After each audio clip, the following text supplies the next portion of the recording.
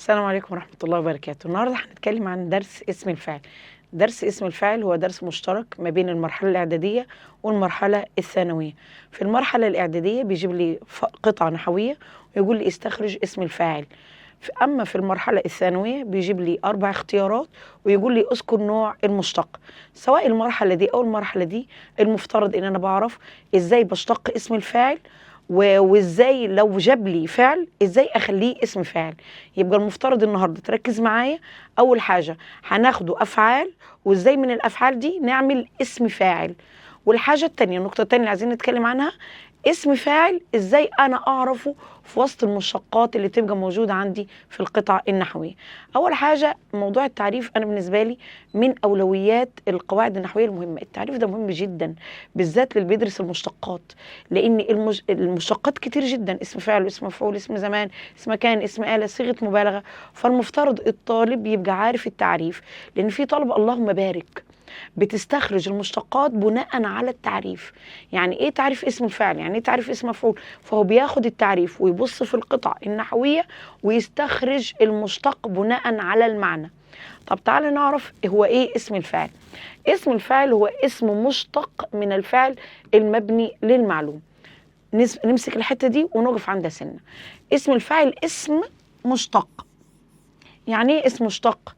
يعني انا داخل عندي فعل معين زي الفعل كتب، ناوية الفعل ده اشتق منه اطلع منه اسم فاعل. هو اسم مشتق من الفعل المبني المعلوم.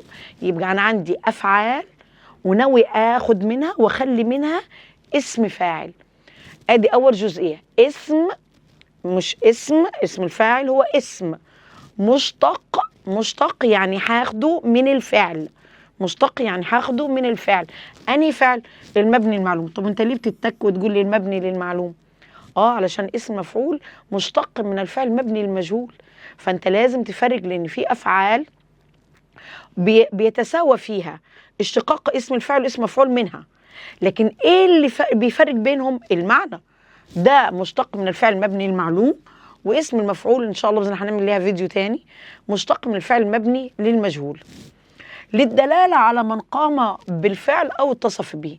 اسم الفاعل هو معناه الشخص اللي قام بعمل الفعل أو اتصف بالفعل. يبقى اسم الفاعل هو اسم مشتق من الفعل المبني المعلوم للدلالة على من قام بعمل الفعل أو اتصف به. اسم الفاعل بيشتق من فعلين، فعل ثلاثي وفعل غير ثلاثي. فعل ثلاثي زي كتب رسم فهم لعب، اسمه ثلاثي يعني الماضي بتاعه 3 حروف. أو من الفعل الغير ثلاثي اللي هو فوق ال3 حروف.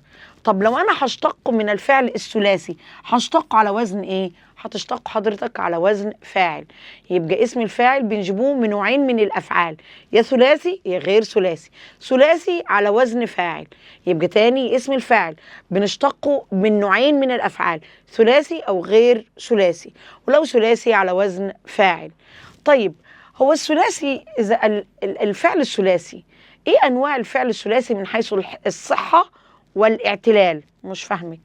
أنت دارس في أولى إعدادي أنواع الفعل الصحيح والمعتل، وإن شاء الله بإذن الله دي قريب هنعمل ليها فيديو شرح أنواع الفعل الصحيح والمعتل. أنت دارس إن الفعل الصحيح 3 أنواع والفعل المعتل 3 أنواع. الفعل الصحيح 3 أنواع: صحيح سالم، صحيح مهموز، صحيح مضاعف. وإن الفعل المعتل 3 أنواع: معتل مثال، معتل أجوف، معتل ناقص. ركز كده معايا. أنا عايزة أجيب اسم الفعل من الأنواع ال6 دول. قررت أجيب اسم الفعل من أنواع ال6. يبقى تاني الفعل بيشتق من نوعين من الأفعال، يا ثلاثي يا غير ثلاثي. الثلاثي يا إما صحيح يا إما معتل، يا إما صحيح يا إما معتل. والصحيح 3 أنواع: سالم مهموز مضاعف. مش فاهمك. أنا عايزة أجيب اسم الفاعل. عشان أجيب اسم الفاعل لازم تبقى عارف إن أنواع الفعل من حيث الصحة والاعتلال نوعين: يا صحيح يا معتل. والصحيح 3 أنواع: صحيح سالم، صحيح مهموز، صحيح مضاعف. والمعتل معتل مثال، معتل أجوف، معتل ناقص. أنا عايزة أجيب اسم الفاعل من الأنواع دي. وصلت الصورة؟ طيب انا عايزه اجيب اسم فاعل من الفعل الصحيح السالم. الفعل الصحيح السالم هو الفعل اللي ما فيهوش لا همزه ولا تضعيف.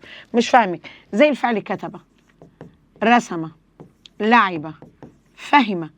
وانت شايف الافعال دي هل في همزه او تضعيف في الفعل؟ هتقول لا ما فيش لا همزه ولا تضعيف. بس انا هجيب اسم الفاعل من الافعال دي، والفعل ده اسمه صحيح سالم. طيب لو انا عايزه اجيب من الفعل كتب اسم فاعل، هقول ايه؟ كاتب.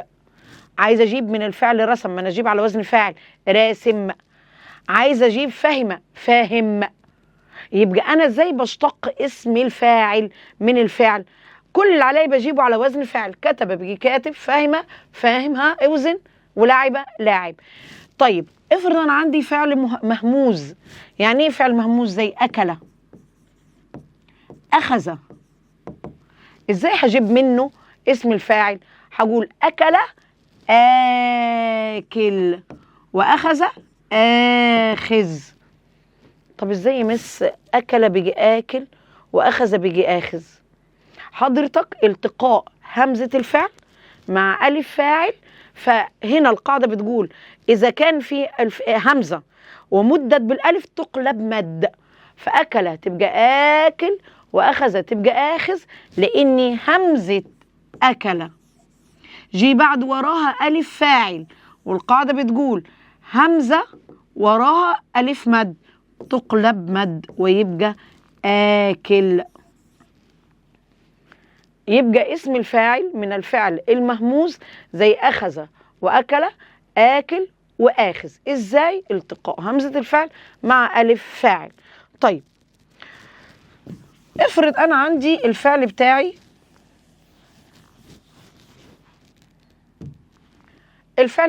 فعل مضاعف، زي رد، شد. اعمل ايه؟ قال لك كل اللي عليك هتحط الف فاعل وتقول راد شاد. طب مش هفك التضعيف؟ لا، مع اسم الفاعل مش بنفك التضعيف. طب مثلا مش واصلاني الصوره، يعني انت في كل مره بتعمل كده ازاي؟ تعالى اوريك. كتب على وزن فعل، انا هجيب الفعل ده على وزن فاعل، يعني المفروض يكون هنا في الف بعد الفاء. يبقى هنا هنحط الف هنا كمان، لان احنا في قاعده المفترض درسناها واحنا في تانية اعدادي اسمها الميزان الصرفي. يعني ايه الميزان الصرفي؟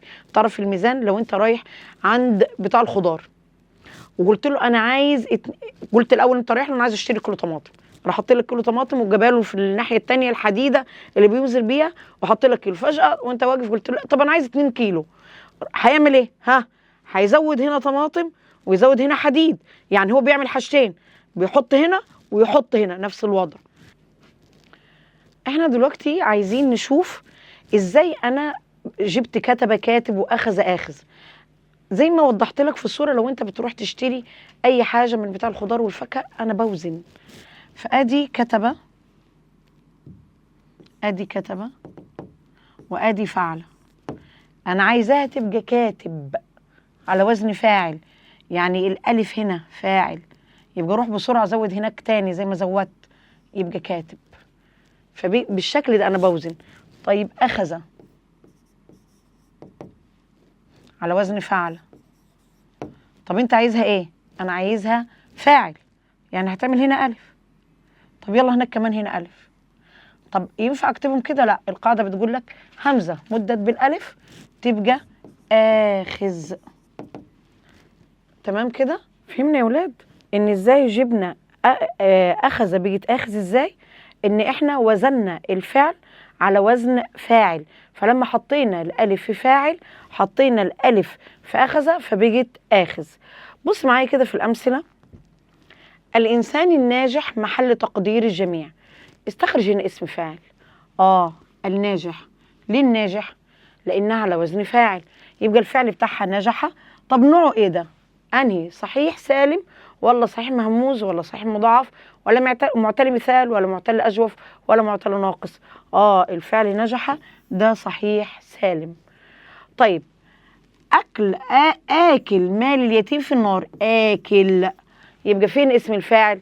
اسم الفاعل هنا آكل، الفعل بتاعه أكل لأنه صحيح مهموز، لأن أصل الفعل أكل. المؤمن راد الإساءة بالإحسان. المؤمن راد، فين اسم الفاعل؟ هنا راد، الفعل بتاعه رد. طب أنهي نوع من أنواع الفعل ده رد؟ صحيح، مضاعف. المجتهد واثق في نجاح. أين اسم الفاعل؟ واثق. الفعل بتاعه وثق، نوعه معتل الفاء. يعني معتل الفاء يعني نوعه معتل مثال. الرجل قائل، ده اسم الفاعل هنا قائل، الفعل بتاعه قال. طب ازاي وصلت القائل؟ ادي الفعل قال على وزن فعل. انا عايزه اخلي قال على وزن فاعل، قال عايزه اخليها قائل على وزن فاعل. تعرف تحط لي الف هنا؟ ما انا عايزه على وزن فاعل، وحط هنا الف، يبقى ادي الف فاعل، ودي الف الفعل، ودي قال. كم الف هنا؟ 2 الف. ازاي بيجي قائل؟ ادي الف، خلي بالك دي الف فاعل، دي الف الفعل، دي الف فاعل، دي الف الفعل، وعندك العين مكسوره هتبقى الف فاعل، وادام العين مكسوره هتبقى الالف تحت كسر همزه على نبره، بيجي قائل. يبقى تاني، انا ازاي وصلت القائل؟ ازاي وصلت القائل؟ ادي قال على وزن فعل، انت عايز تخليه فاعل، حط الف هنا. الالف هنا تاني حرف، يبقى انا هعمل ايه؟ هحط الف هنا. كم الف عندك كده؟ الفين، الف فاعل والف الفعل نفسه. وبعدين انت عندك عين فاعل مكسوره، يبقى هتبقى همزه على نبره، وادي الف فاعل، فبيجت قائل على وزن فاعل.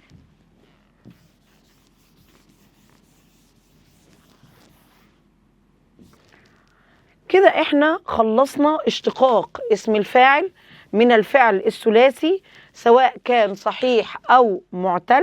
نبدأ نتكلم عن اشتقاق اسم الفاعل من الفعل غير الثلاثي. ازاي هجيب اسم الفاعل من الفعل غير الثلاثي؟ هشتق اسم الفاعل من الفعل غير الثلاثي على وزن المضارع مع ابدال حرف المضارعة ميم مضمومة وكسر ما قبل الاخر. مش فاهمك؟ تعالى بص معايا على الفعل استخرج، ده غير ثلاثي. طب ازاي اخليه اسم فاعل؟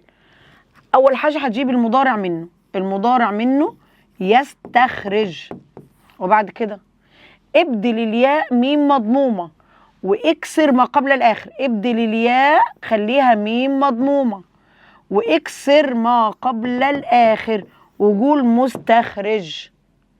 طيب استفهم، ازاي اخلي منها اسم فاعل؟ يلا هات المضارع يستفهم، شيل الياء وحط مكانها ميم مضمومه واكسر ما قبل الاخر وقول مستفهم. يبقى تاني بجيب اسم الفاعل من فعل غير ثلاثي، هجيب الماضي بعد كده المضارع، شيل ياء المضارعه وحط مكانها ميم مضمومه واكسر ما قبل الاخر. استخرج يستخرج مستخرج، استزرع يستزرع مستزرع، اعطى يعطي معطي، استفهم يستفهم مستفهم.